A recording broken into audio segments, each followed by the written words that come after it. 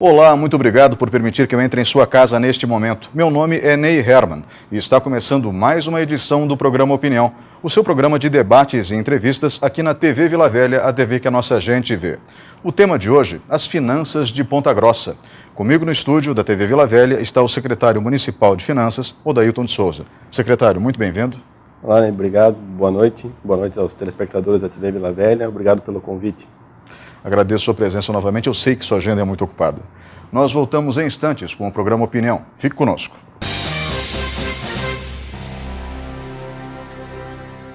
Opinião, apoio, Plana Turismo, roteiros que te refazem, Supermercados Tozeto, bem mais que um supermercado, Eletrocometa, qualidade e experiência, AG Fotos e Eventos, imagens para sempre, Buffet Kirian, o sabor da felicidade.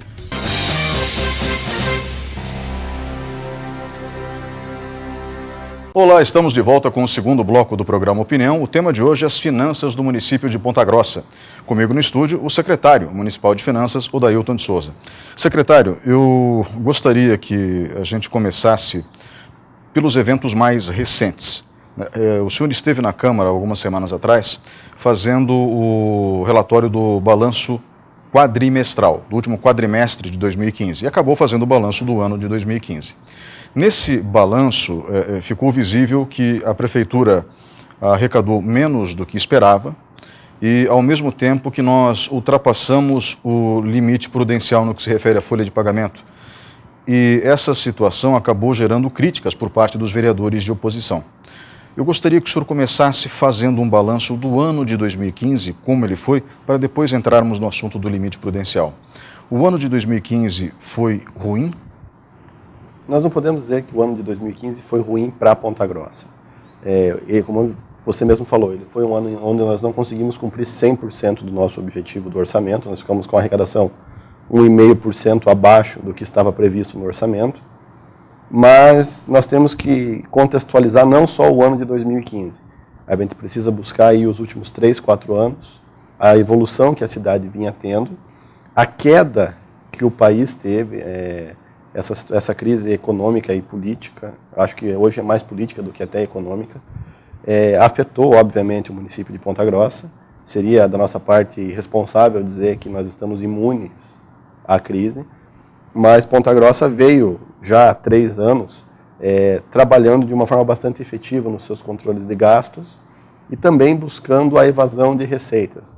Ponta Grossa é, historicamente, uma cidade que sofre muito com a sonegação ou a não arrecadação de impostos. O nosso IPTU é um dos mais baixos do estado, uma cidade do nosso porte, e você não consegue ter uma solução rápida para isso. Você tem que ter um trabalho que seja bastante efetivo. Qualquer ação que você toma de curto prazo, ela é muito imediatista e depois ela traz efeitos negativos. Sabendo disso, nós já adotamos uma linha totalmente diferente desde o ano de 2013. Nós trabalhamos em fatores que não fossem refletir diretamente em aumento de impostos, que é o que hoje todo mundo reclama, que qualquer poder público tem um problema, ele não trata as suas despesas, ele vai tentar buscar mais receita e isso vai acarretar em mais impostos para o cidadão. Nós fomos num caminho diferente. Nós fomos trabalhar uma cidade com 32% de inadimplência quando nós assumimos. É óbvio que se você fizer uma relação com uma iniciativa, com qualquer empresa de iniciativa privada, todo mundo sabe que uma empresa com 32% de inadimplência não sobrevive. Ela quebra antes, ela entra em falência, ela tem problemas financeiros. Não podemos ser ingênuos e pensar que o município passa imune a isso. Nós também sofremos com isso. Então, primeiro fomos tratar a questão de inadimplência. Depois, você vai trabalhar com a questão do IPTU, que todo mundo fala. O IPTU não é a maior receita própria de Ponta Grossa. O ISS é a maior receita. Isso nós estamos trabalhando por quê? Em 2013 nós tivemos cerca de 350 a 400 fiscalizações. No último ano foram mais de 800 feitas. Ou seja, quando você é muito mais efetivo na fiscalização, você consegue trazer mais receita para o município sem acarretar mais impostos. Quando você fiscaliza, você só evita que as pessoas que não emitiam nota e que não pagavam impostos passem a pagar. Uma cidade que passa a ter quase mais de 40 indústrias vindo para cá, mais de 1 bilhão sendo investido, obviamente que o setor de serviço foi fomentado.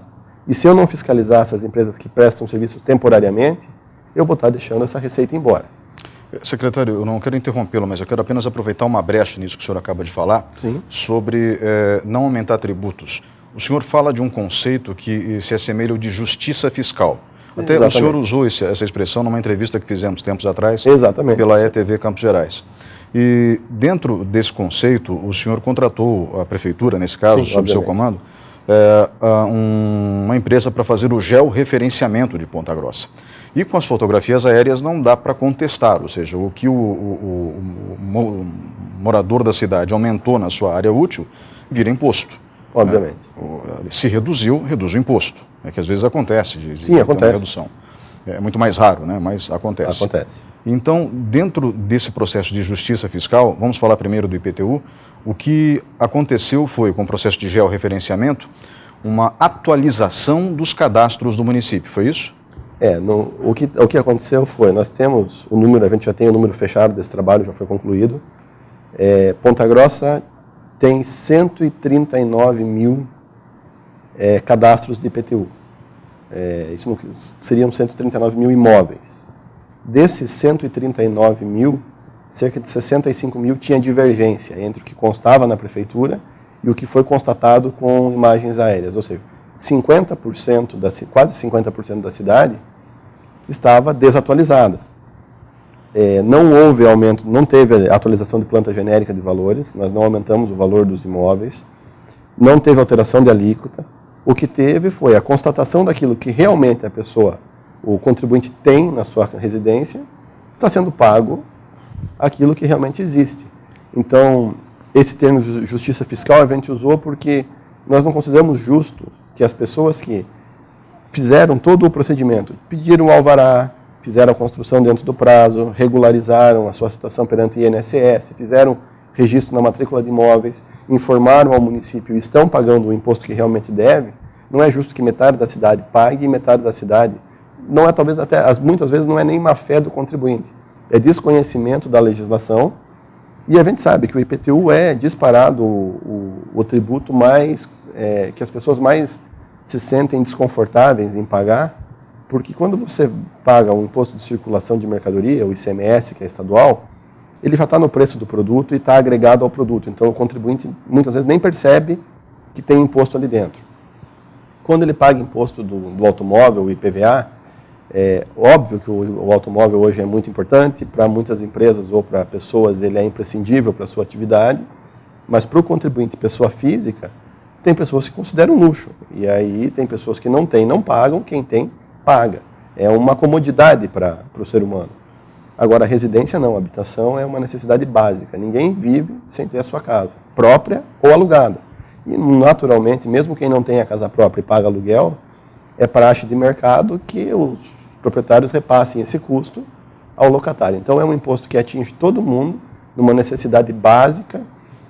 A gente sabe que é um sonho da maioria das pessoas ter a casa própria, e aí ela trabalha, consegue realizar seu sonho, e anualmente ela tem um imposto sobre isso. É natural que as pessoas não se sintam satisfeitas, mas é o imposto que cabe ao município ser cobrado, e a nossa função é fazer isso da forma mais justa possível. Bom, o objetivo é sempre fazer com que isso reverta em prol do munícipe, né? A origem do imposto, em primeiro lugar, ele não é dialogado, ele é imposto. Exatamente. Isso já, por si só, já é desagradável em qualquer esfera, seja federal, município, do Estado ou da União. Agora, no que se refere aos impostos, eles têm uma filosofia. Tirando os casos de corrupção que são notórios no Brasil nesse momento, né, existe uma estimativa da ONU que no Brasil se desviam 200 bilhões de reais por ano, ou seja, vai muito além dos 42 bilhões da Petrobras, o que é um escândalo, né, se isso realmente for verdade. For verdade. Mas, tirando esses episódios de Brasília, o fato é que o imposto ele é fundamental para a mecânica social, né? Nós precisamos de escolas, precisamos de postos de saúde, médicos têm que estar ali dentro, enfermeiras, odontólogos, então a gente precisa desses profissionais ali dentro. Isso não se faz sem dinheiro. Obviamente. É inviável. Então, no que se refere ao IPTU, o georreferenciamento serviu, pelo que eu posso entender, para fazer essa atualização de planta. A atualização de planta foi bem sucedida, ou seja, houve algum nível de reclamações? Existiram algumas falhas de interpretação, por exemplo? Obviamente. Você está trabalhando com imagem aérea, você está trabalhando com interpretação de computador, você tem analistas que fazem isso. Obviamente que você está sujeito a ter alguma interpretação errada. O número final desse trabalho, nós tivemos, entre 2014 e 2015, 65 mil casas notificadas, imóveis notificados. Desses 65 mil em 2 anos, nós tivemos cerca de 5 mil reclamações. Ou seja, menos de 10% daquilo que foi fiscalizado foi contestado como apresentando alguma divergência ou uma discordância do contribuinte. Eu já considero um número baixo, porque eu posso dizer que eu errei 10% ou acertei 90%. É uma questão de ponto de vista. E todo mundo sabe que uma média de 90% de acerto é uma média alta. Se a gente for além e comparar que eu fiz todas as 139 mil residências e tivemos uma taxa de 5 mil residências que não foram assertivas, eu estou pagando essa taxa para 3%. Então é dentro do que a gente previa. E isso falando em número de erro, um percentual chamado de erro e acerto. O acerto foi muito superior às divergências, o que a gente já previa num processo desse tamanho, já era algo previsto, dentro de uma margem aceitável e que, obviamente, essas 5 mil pessoas que tiveram esses problemas não estão satisfeitas e estão tendo que buscar a solução junto ao município. Isso gera uma insatisfação, mas perto do benefício que trouxe, nesses 2 anos, a gente saltou de 68 milhões de reais de arrecadação total de imposto, de lançamento de imposto, eu passei para 107. Então, isso apenas corrigindo as distorções. Sem ter aumento de alíquota, sem ter aumento de planta genérica de valores, sem nada. Então, isso demonstra que 37, 40, vamos falar 40 milhões de reais para arredondar o número de... É muito dinheiro para o município. Então, aí você coloca, eu tinha esse déficit de 40 milhões, somados a 30% de inadimplência, a cidade fica realmente estagnada no seu crescimento, com a sua infraestrutura muito aquém do necessário. Então, lógico que nós temos que ser pontuais em algumas situações de emergência e ter a solução rápida, mas a solução definitiva para o município, ela passa por uma mudança de cultura que a gente está implementando. Uma outra coisa que era comum em Ponta Grossa, 20% de desconto para pagamento à vista. Você sabe que numa loja, numa empresa, difícil você conseguir 20% de desconto em qualquer coisa por pagamento à vista. Você consegue 5%, 6% de pagamento à vista. O IPTU em Ponta Grossa era 20%. E isso era para qualquer pessoa, qualquer contribuinte. Aquele contribuinte que ficou 10 anos sem pagar, no próximo ano, se ele quisesse pagar à vista, ele tinha 20% de desconto. Poderia continuar com aquele débito sem pagar. Então, criamos um programa onde nós vinculamos a concessão do benefício do desconto não para o mal pagador, mas como um prêmio ao bom pagador. Nós não tiramos o benefício de ninguém. Nós só estamos dando ao benefício aquele contribuinte que, para nós, é um exemplo que cumpre a sua obrigação. Aí a gente conseguiu buscar um pouco daquela cobrança, porque as pessoas tinham o hábito. Não preciso pagar o IPTU à vista. Agora, no final do ano, eles vão dar desconto e vão aumentar o prazo. Eu deixo para pagar depois. Nós já fazem 2 anos que nós não fazemos, 2014 e 2015, já não temos mais reparcelamento. O desconto, para alguma situação, é para quem quer pagar à vista e muito mais para garantir essa situação futura. Na prática, né, esse é um programa que ele não traz... Quem tem o benefício de pagar à vista não perde. E aquele cara que sempre pagou atrasado, aquele contribuinte que não pagava, também não perde o benefício, porque ele não pagava. Então, quem não pagava não gozava de desconto nenhum, porque não paga. Mas é um programa que você muda o ponto de vista do cidadão. Ele começa a se sentir valorizado e reconhecido pelo aquele papel social que ele tem. Então, essas situações, você só consegue trazer uma mudança efetiva a longo prazo. Em curto prazo, não adianta você trabalhar com parcelamentos, um débito de 10%, 20% para a pessoa parcelar e depois parar de pagar. Isso nós não estamos fazendo mais. Consequência disso, daqueles 32% que nós recebemos em 2012 e 2013, Em 2014, a gente baixou para 22%, ou seja, a gente já conseguiu ser efetivo em 10% no recebimento. Obviamente, o ano de 2015, que foi o começo da nossa conversa, ele foi um ano totalmente atípico. O ano de 2014, a gente sofreu muito no município de Ponta Grossa, porque nós já alertávamos e assumimos que nós estávamos sofrendo com quedas de repasse, que o município já não estava suportando mais sozinho, que precisava melhorar a sua gestão. E a gente viu o governo federal, o governo do estado, indo na contramão. Não, o Brasil continua crescendo e nós não estamos sentindo a crise, e o município já estava sentindo. O ano de 2015 já não. Foi um ano onde ficou escancarado para todo mundo que essa crise era nacional. Então, atenuou um pouco a pressão sobre o governo municipal e as pessoas começaram vendo que aquela ideia de 2014 se repetiu em 2015, a gente começou a ter um apoio maior quanto às políticas que nós estávamos adotando. E aí, para o ano de 2016, a tendência é que as dificuldades de 2015 persistam, mas com ferramentas já desenvolvidas a ponto de dar suporte e diminuir esse impacto negativo que a gente sofreu em 2015. O programa que o senhor falou de pagamento de impostos é o Programa Permanente de Recuperação Fiscal, né? Exatamente, esse programa que nós criamos. E com esse programa a pessoa vai, acerta o seu débito e tem o desconto ainda de 20%. O desconto ainda é fornecido no outro ano, né? Exatamente. Desde que pague os débitos anteriores. Desde que pague os débitos anteriores e mantém o pagamento no ano seguinte em dia. Então é um programa que realmente reconhece o bom contribuinte, não é um prêmio para quem deixa sempre em atraso. Hoje a inadimplência se encontra no IPTU em 2015? 2015 nós fechamos em 30%. 30%. Mas isso é reflexo muito mais da situação econômica do país do que falta de ação do município. Em relação ao ISS, a arrecadação do município também teve uma queda com a redução na atividade econômica? No ISS nós não tivemos queda nem de IPTU nem de ISS.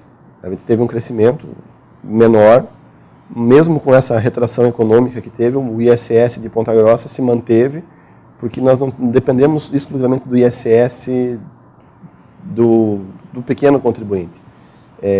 Os investimentos que foram iniciados em 2014, em 2015, dessas indústrias que ocupam muito o serviço, obviamente ainda os investimentos continuam, então esse ISS a gente não sentiu, e aí, em conjunto com essa ação de ter fomentado a industrialização do município para emprego e manter a renda do cidadão, consequentemente a arrecadação do município, a gente tem trabalhado muito com fiscalização.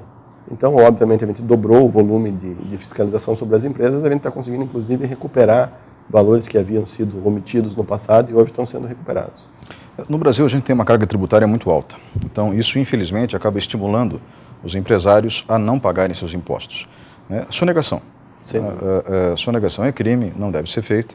Em alguns casos, infelizmente, isso é até compreensível em virtude da realidade que as pessoas atravessam, mas o fato é que quem mais sente isso é o município. No Brasil, o Pacto Federativo, ele precisa ser rediscutido, a União se nega a rediscutir isso já há vários governos, não é esse governo, e nós vemos o município com encargos crescentes e a União concentrando o bolo e distribuindo aquilo que ela bem entende para os estados e para os municípios. Exatamente. Dentro dessa realidade, fazer a fiscalização para que as pessoas paguem os seus tributos se torna vital para uma prefeitura de, principalmente, porte médio como Ponta Grossa, onde tem uma cidade com 330 mil habitantes. Correto? Sem dúvida. E o número de fiscais é um número adequado ou precisaria ser ampliado? Nós já temos, inclusive, esses cargos criados e aprovados. Nós precisamos passar por concurso público para aí ter um crescimento do número de fiscais. Só que eu não posso também ter só a contratação de novos fiscais sem dar estrutura para esses fiscais. Claro, entendo. Então a gente precisa de veículo, nós precisamos de máquinas, equipamento, espaço físico, softwares adequados para fiscalização. Então nós sabemos que precisamos aumentar o número de fiscais, já temos as vagas criadas, vamos abrir concurso público para isso, mas nesse momento o resultado com a equipe atual já é satisfatório. E, com certeza, à medida que Ponta Grossa vai se desenvolvendo, novos fiscais vão ser necessários. Mas isso tem que ser uma coisa planejada, porque eu não posso simplesmente carregar a folha, onerar ainda mais o que já está pesado, e não ter uma estrutura suficiente para que essas pessoas possam trabalhar e produzir também o que a gente espera deles. Em relação ao limite prudencial, o senhor falou da folha, né, de pagamento. Sim. O limite prudencial é de 51% aproximadamente, né? 51,3%. E nós estamos com? 53,32%. Bom, dentro dessa realidade, existe alguma medida que a Prefeitura está tomando para se adequar, ou seja, baixar a entrada de dinheiro futura de dinheiro no futuro, a entrada futura de dinheiro deve mudar esse quadro daqui para frente? É como eu falei, quando você trabalha com gestão pública, você não pode só pensar em receita sem ter controle de gastos. Sim. E também você não pode trabalhar só com o controle de gastos, correndo o risco de prejudicar serviços essenciais. Então esse equilíbrio é fundamental. Nós temos a questão do limite prudencial, que foi muito debatida. Na verdade, isso, tanto que o Tribunal de Contas já trata como limite, tem o limite de alerta, limite prudencial e o limite máximo. Então, nós estamos acima do limite prudencial, mas abaixo do limite máximo. Então, o que a legislação prevê para Ponta Grossa nesse período? Tem 8 meses para tomar medidas para readequar abaixo do limite prudencial. Até então, eu não tenho sanção nenhuma. Eu não posso criar novos gastos de pessoal, mas o que já existe e já está ocupado não sofre sanção nenhuma. Se nesses 8 meses não houver uma readequação abaixo do limite prudencial, aí sim o município pode ter alguma sanção, como redução de cargo, ser obrigado a reduzir carga horária, controle de efetivo mais rigoroso de hora extra, corte de cargos comissionados, vedação de repasses federais e estaduais. Esse é um número que apresentou-se agora em dezembro, mas eu pessoalmente não vejo como sendo algo que nos preocupa muito nesse momento, porque nós temos já tomado ações para reduzir esses gastos, o controle da hora extra. Os meses de janeiro e fevereiro são meses que naturalmente se gasta menos e tem uma arrecadação maior. Então é natural que Ponta Grossa tenha por um período, passe por isso. O terceiro quadrimestre ele vai ser mais carregado de gastos e com menor arrecadação, eu vou ter um problema com o limite prudencial. A tendência é que nos próximos 4 meses eu já volte abaixo do limite e volto dentro da lei, sem restrição nenhuma, e a cidade continua.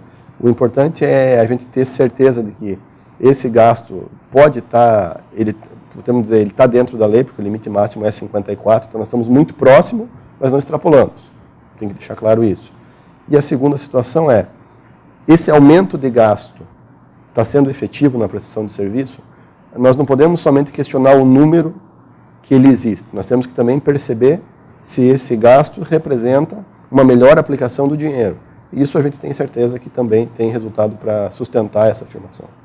Secretário, nós vamos para um breve intervalo e voltamos em instantes. Por favor, fique conosco, o programa Opinião volta daqui a pouquinho.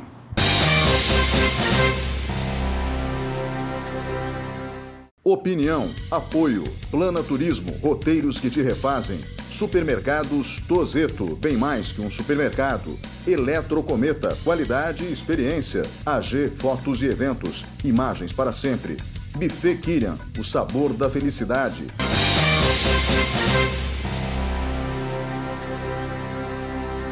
Olá, estamos de volta com o terceiro bloco do programa Opinião. O tema de hoje, as finanças do município de Ponta Grossa. Comigo no estúdio, o secretário municipal de finanças, Odailton de Souza. Secretário, o senhor terminou o bloco anterior falando sobre não apenas os números em si, mas o que os números representam, que é preciso ver se o dinheiro está ou não sendo bem aplicado.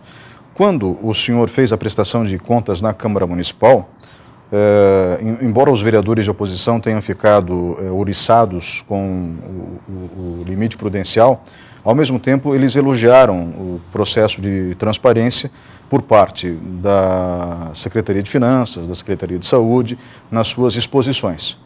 E o vereador Antônio Laroca Neto, por exemplo, que é a oposição frontal à administração, foi inclusive elogioso ao senhor. Dentro desse quadro de prestação de serviços e de transparência, saúde e educação, que são áreas protegidas, né, pela Constituição, digamos assim, no que se refere a investimentos. Quanto o município tem investido nessas duas áreas, percentualmente falando, em relação ao que arrecada?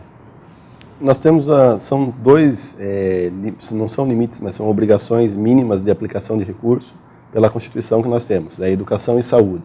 A educação nós temos uma obrigação de aplicar 25% do orçamento na área de educação. O município aplicou de 26,16%, então estamos gastando um pouco assim, investindo um pouco acima daquilo que é a necessidade mínima pela Constituição. E na área de saúde, o mínimo é 15%, Ponta Grossa está com 30,02%, ou seja, está investindo o dobro daquilo que é recomendado.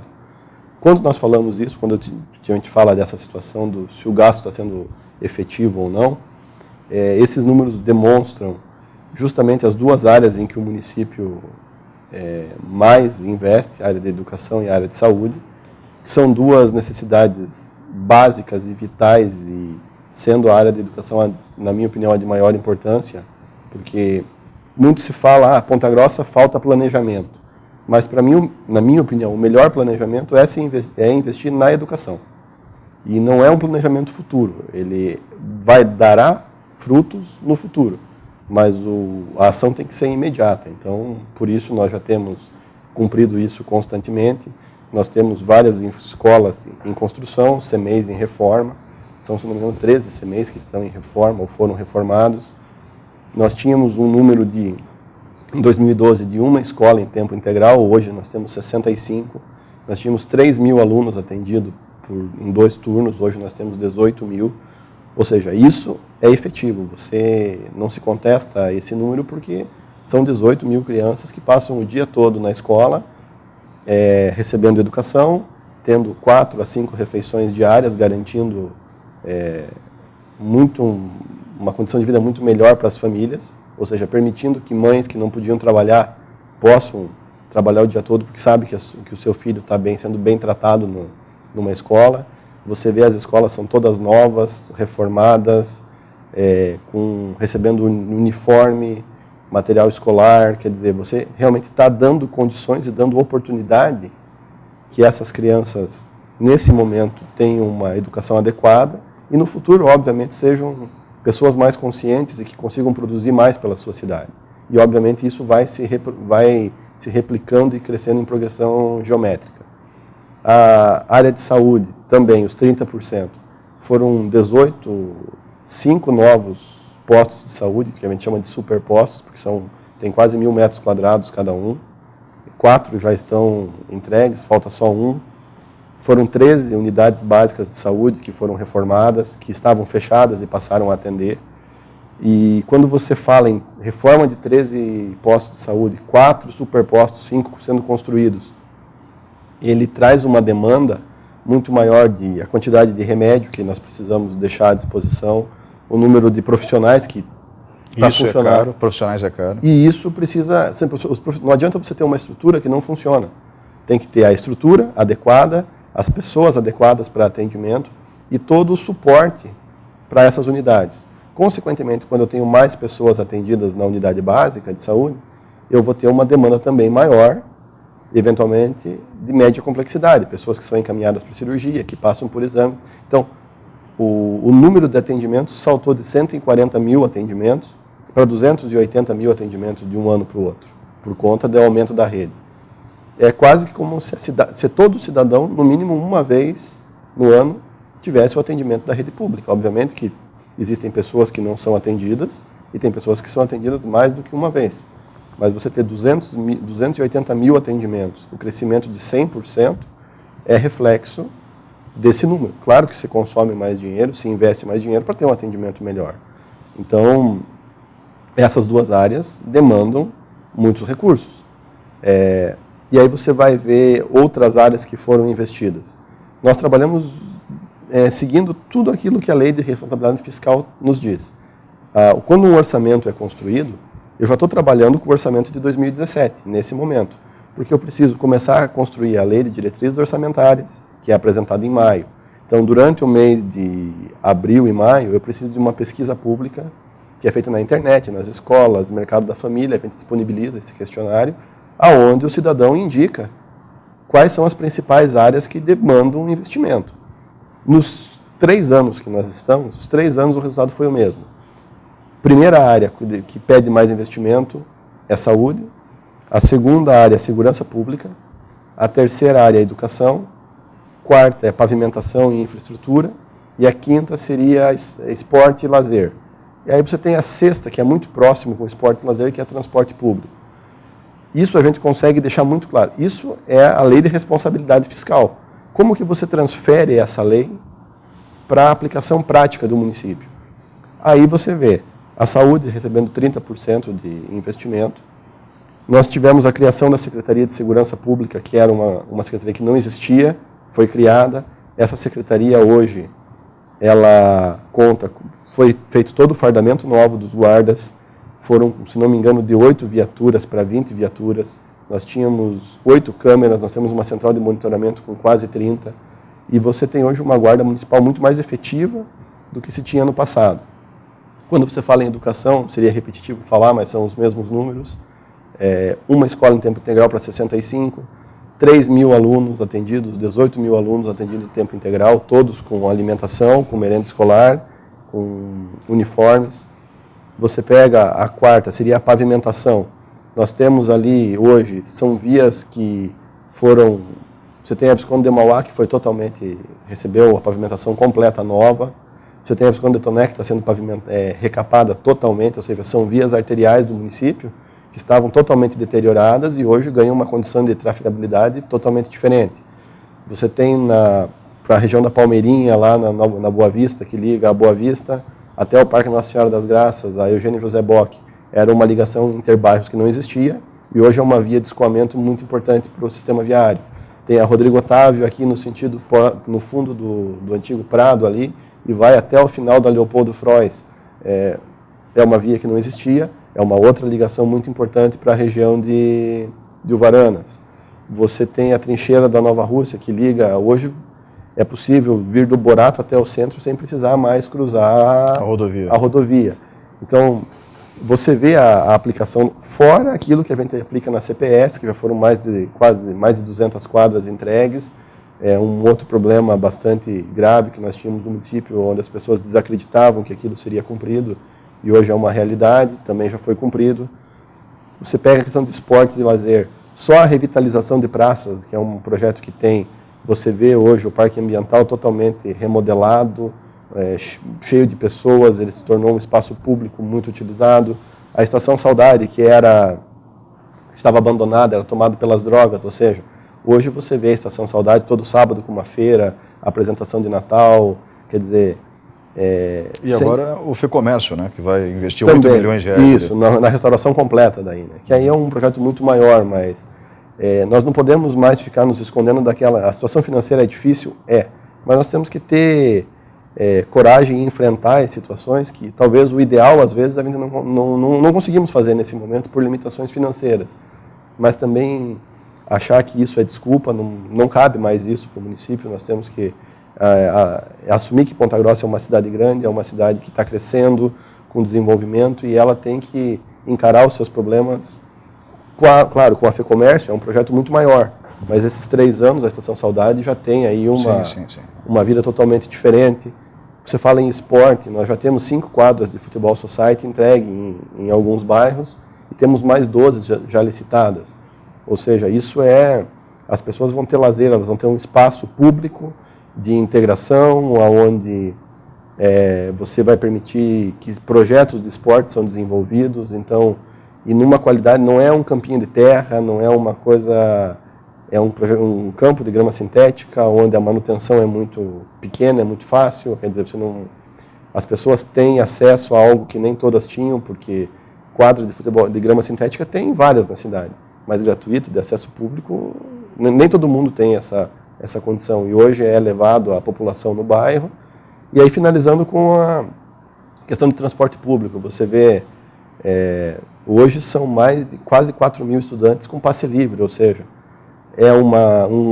o valor do passe livre nem entra como índice para a educação, é uma política voltada para o transporte público, mas é um grande incentivo à educação também, que não estão computados dentro desses 26% que eu falei.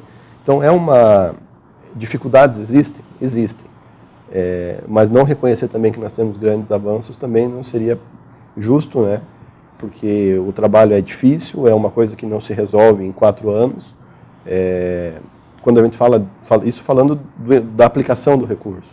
Mas, em contrapartida, eu tenho várias dívidas ainda para serem pagas.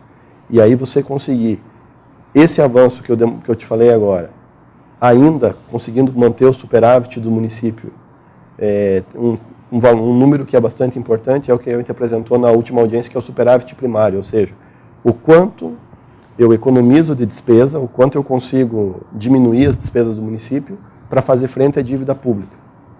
Durante esses 3 anos de gestão, no primeiro ano nós tivemos 59 milhões de superávit primário, no segundo ano 72 e no terceiro 30 milhões.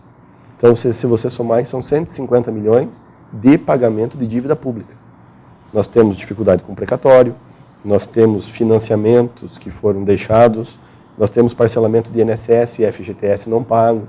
Então, o conceito da administração financeira em Ponta Grossa hoje ela é muito complexa, porque se de um lado você tem uma dívida muito grande que te ingessa grande parte do orçamento, de outro lado você tem uma cidade que está se desenvolvendo e que todo o desenvolvimento é benéfico, ele traz resultados financeiros futuros, mas as dificuldades e as necessidades sociais são imediatas. Então eu tenho um orçamento limitado, mas que me pede ações efetivas nesse momento de atendimento de educação e saúde. Porque essas pessoas que vieram para Ponta Grossa, que trabalham aqui, também são cidadãos pontagrossenses que precisam ser atendidos na saúde, que precisam de segurança, que os seus filhos têm que estar na escola, então são pessoas que já estavam ou que vieram por conta das novas indústrias, que são todos novos usuários no município. Essa equação é bastante complexa, mas nós temos certeza que o caminho tomado está correto, a solução efetiva não se dá em 4 anos, nem em 8, a dívida de Ponta Grossa hoje, já temos dívida de até 12 anos, ou seja, nós vamos até 2025, 2028 com parcelamentos, mas nós temos que equalizar e mudar essa fase descendente que nós estávamos para uma fase ascendente e crescer e manter esse ritmo para o futuro. Qual é o montante da dívida de Ponta Grossa hoje? Quando o prefeito Marcelo Rangel assumiu, era de 300 milhões. Hoje é de quanto mais ou menos? Em números aproximados, estamos em cerca de 210 milhões. Então, você veja que eu acabei de te falar que foram 150 milhões pagos de dívida, mas a dívida baixou de 300 para 210, só 90. O que é esses 60 milhões? Onde é que foi isso? Nós temos um problema que é bastante grave, que uma das dívidas feitas em Ponta Grossa é uma dívida dolarizada. Foi um empréstimo tomado junto ao BID, que foi feito lá em 2011, com a taxa de dólar de 2 para 1. Ou seja, dos 7 milhões e meio emprestado, veio 15 milhões de reais. E foi aplicado 15 milhões de reais no município. No último ano, essa dívida saltou para 30. O dólar mudou de R$2 para 4. Quando eu for pagar essa dívida, ela está dobrada. Então, quer dizer, a taxa de juros é muito baixa? Mas nós estávamos expostos a risco cambial. E isso já é um contrato assinado para 15 anos. Então, quer dizer, essa dívida vai perdurar e esse risco vai existir por todo esse período. Dívidas em moeda estrangeira são muito complicadas, né? Normalmente, exatamente. Mas, infelizmente, na nossa cidade a gente tem uma situação dessa. Ainda bem que não é um montante tão grande, mas se você falar aí numa dívida de 210, uma dívida de 30, é mais de 10% também. Secretário, dentro dessa nossa conversa, a gente vai falando de dívidas, de finanças, de orçamentos, o senhor falou dos precatórios. Tem uma lei que também gerou muita polêmica, que foi uma lei proposta pelo Executivo, baseada na legislação federal. Falamos recentemente sobre isso na Rádio CBN. Sim. E que usa o dinheiro dos depósitos judiciais em até 70% para o pagamento precatório, se eu não me engano. Exato. Né? O objetivo da lei, apoiada na legislação federal, é literalmente usar esse dinheiro que está parado dentro de determinadas regras, né, para que o depósito também não se perca, porque basicamente essa é a filosofia do depósito judicial. Você põe ali para garantir exatamente a causa em si que está sendo discutida. O senhor poderia explicar para quem está em casa, as pessoas que fizeram esse depósito judicial podem ficar tranquilas? O dinheiro vai ser tomado, mas existe sempre a possibilidade da devolução imediata, caso ele seja necessário? Então, né, nós estávamos explicando essa lei. Ela foi uma lei que criou bastante polêmica por conta de posições de vereadores que eram contrários.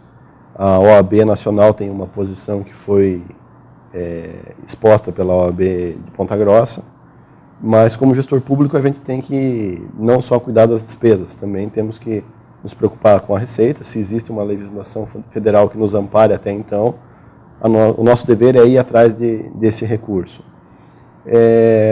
Essa lei funciona basicamente no seguinte sentido: as pessoas que estão discutindo algum débito ou alguma dívida com o município, elas têm dois valores. Um valor que a gente considera incontroverso, que é o valor que é depositado em juízo, e o valor controverso, ela está discutindo ainda. Por uma questão legal, esse valor que é incontroverso não veio para o município. Então, essa lei tende a facilitar o acesso do município, mas com várias formas que protegem também se o resultado não for favorável ao município. Então, do 100% disponível ao depósito judicial, o município tem acesso a apenas 70%. 30% já cria-se um fundo garantidor, que qualquer decisão que saia negativa ao município, tem esse fundo que garante. Além da lei federal, também já tem um decreto do Tribunal de Justiça do Paraná que regulamenta essa lei e como o Tribunal do Paraná vai tratar isso. É nessa fase que nós estamos agora. Nós devemos protocolar aí essa semana, início da próxima semana, no TJ, o nosso termo de acordo com as nossas responsabilidades. Vamos demonstrar que existe orçamentariamente a previsão do pagamento dos precatórios e vamos assinar nesse termo de compromisso o que está escrito: que qualquer depósito, quando ele é feito direto para a Caixa Econômica Federal, a Caixa Econômica repassa ao município. E mensalmente é apurado o saldo.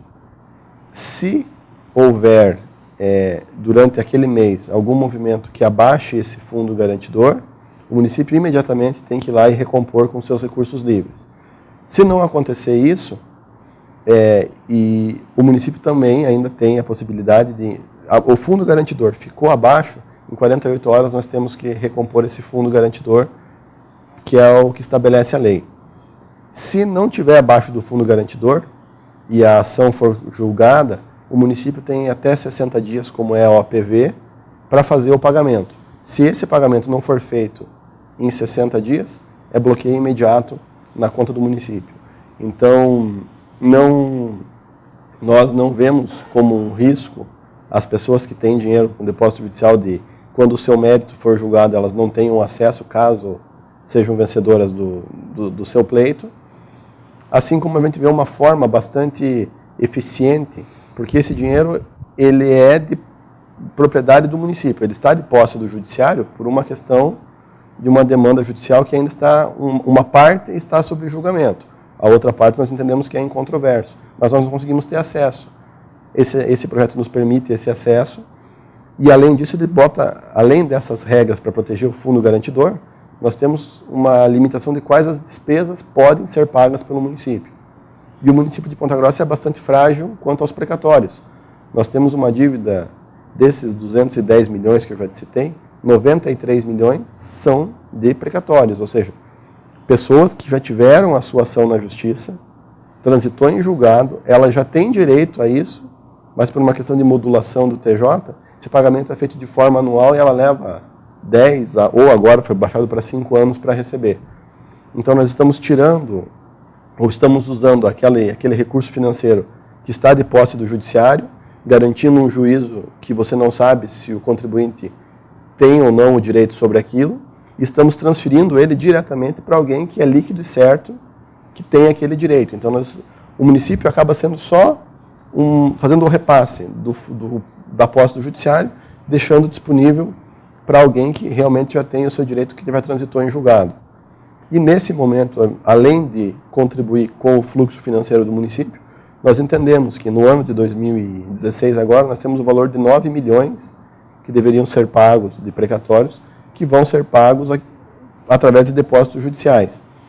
Isso acontecendo, são 9 milhões a mais que não estariam na economia do município, que vão estar. E, obviamente, isso vai gerar um movimento na economia local que vai melhorar a arrecadação do município e, eventualmente, criar novas oportunidades de negócio para as pessoas que vivem em Ponta Grossa.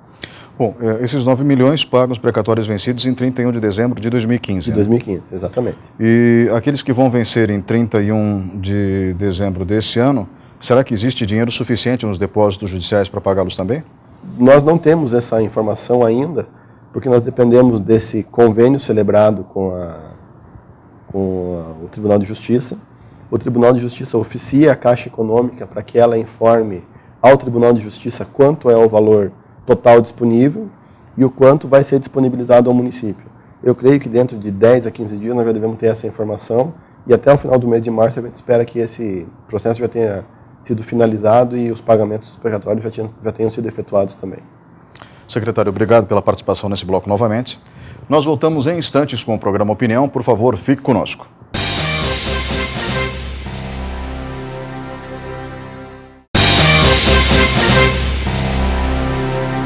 Olá, estamos de volta com o quarto e último bloco do programa Opinião. O tema de hoje, as finanças do município de Ponta Grossa. Comigo no estúdio, o secretário municipal de Finanças, Odailton de Souza.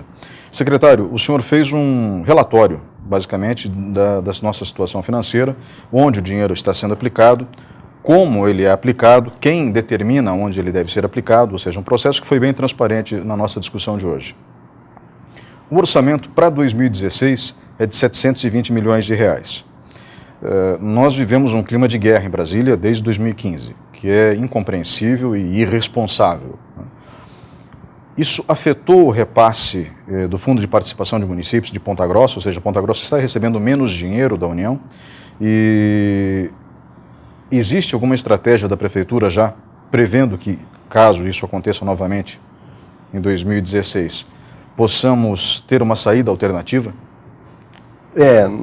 Nós tivemos até então somente 2 meses de repasse do Fundo de Participação. Nesses primeiros 2 meses, nós não tivemos queda e não tivemos crescimento, nós estamos estagnados. O mesmo valor que foi repassado é o que se manteve nesses 2 primeiros meses. O nosso orçamento para os 720 milhões ele já foi um orçamento bastante conservador, o crescimento. Então, já prevendo não um crescimento muito grande do FPM, mas também não uma queda bastante significativa. Os 2 primeiros meses de 2015 não foram meses bons, os do ano de 2016 se repetiu. O final do ano de 2015, novembro e dezembro, foram muito ruins. Então, nesses 2 meses do final do ano, a gente espera que tenha uma reação. Até então, os números estão dentro do que nós prevemos, tanto quanto a ICMS, quanto o FPM, o repasse estadual e o repasse federal. São meses que serão que serão primordiais, serão os meses de julho a setembro. São os meses onde, em 2015, a gente teve um número, dentro do cenário de 2015, números bons, que podem nos causar alguma frustração em 2016. Mas a gente acha que o primeiro semestre vai ser um primeiro semestre tranquilo, e os 4 primeiros meses do segundo semestre é onde nós vamos ter que trabalhar melhor para ou suprir ou torcer para que essa instabilidade se resolva até lá e nós não estejamos surpreendidos com uma notícia negativa. Que mensagem o senhor deixa para o público de casa, para encerrarmos o programa, em relação ao conceito que está sendo implementado na Secretaria de Justiça Fiscal? O que nós estamos trabalhando nos últimos 3 e nesse último ano de gestão trabalhar com 2 termos que são muito importantes: justiça fiscal e equilíbrio fiscal. Justiça fiscal nós entendemos da seguinte forma, que nós devemos cobrar o que é devido das pessoas que não estão cumprindo com a sua obrigação. E equilíbrio fiscal no sentido de que as pessoas tenham certeza que os recursos que são tão difíceis de nós conseguirmos viabilizar no governo federal e governo estadual e que é tão pesado para os nossos contribuintes em Ponta Grossa, estão sendo aplicados da melhor maneira possível dentro do município. E também deixar um aviso para os contribuintes que durante o mês de abril e maio vai estar aberta a pesquisa da Lei de Diretrizes Orçamentárias e esse é o principal momento onde o cidadão pode efetivamente dar a sua opinião e certamente essa opinião será ouvida. Então, o ano de 2016, o orçamento já está feito, nós já temos ele aprovado e vamos executar. E aquilo que nós precisamos mudar, melhorar, investir em algum lugar, que as pessoas participem dessa discussão, enviem a sua opinião pela internet, que vai ser aberta a pesquisa, que certamente no ano de 2017, o que foi planejado em 2016 será executado. Secretário, muito obrigado pela sua presença hoje aqui no programa Opinião e muito obrigado a você que estava em casa nos acompanhando até agora. O programa volta na semana que vem com uma nova temática, sempre ligada à realidade do nosso município. Um grande abraço.